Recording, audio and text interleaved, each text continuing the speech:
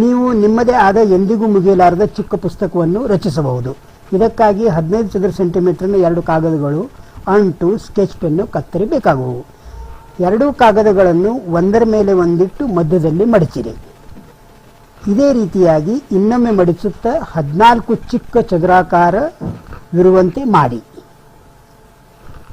ಇದರಲ್ಲಿಯ ಒಂದು ಕಾಗದವನ್ನು ಮಧ್ಯದಲ್ಲಿ ಕತ್ತರಿಸಿ. 4x2 ಚದುರಗಳಿರುವ 2 ತುಂಡುಗಳನ್ನು ಮಾಡಿ. ಇನ್ನೊಂದು ಕಾಗದವನ್ನು ಪೂರ್ಣವಾಗಿ ಕತ್ತರಿಸದೆ 3/4 ಅಂಶದವರೆಗೆ ಕತ್ತರಿಸಿ.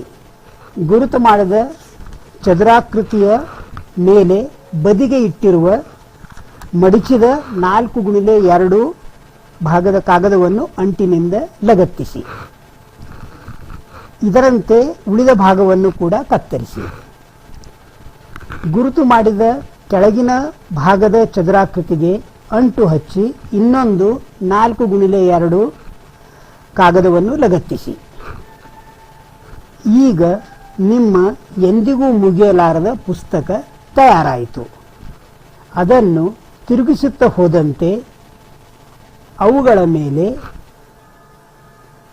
1 ರಿಂದ 14 ಅಂಕೆಗಳನ್ನು ಬರೆಯುತ್ತಾ ಹೋಗಿ.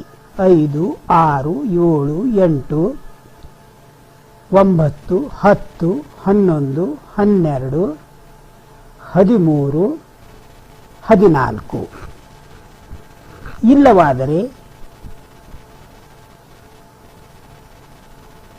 ಇಲ್ಲವಾದರೆ ನಿಮ್ಮದೇ ಆದ ಒಂದು ಕಥೆಯನ್ನು ರಚಿಸಿರಿ. ಅದರಂತೆ ಚಿತ್ರಗಳನ್ನು ಈ ಪುಟಗಳ ಮೇಲೆ ತೆಗೆಯಿರಿ.